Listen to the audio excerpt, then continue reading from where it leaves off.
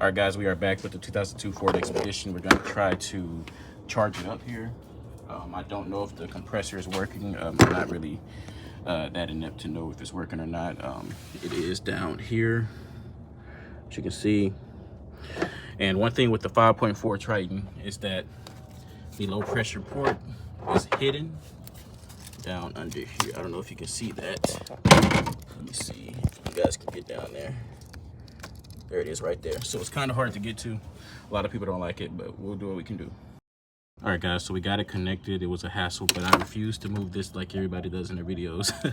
So we're gonna go ahead and start it, turn the AC on blast, and get this started. So I got it filled up to the fill line. Looks like the compressor is still not moving or anything, so looks like we got a bad compressor. Add one more thing into the list. And it isn't going good.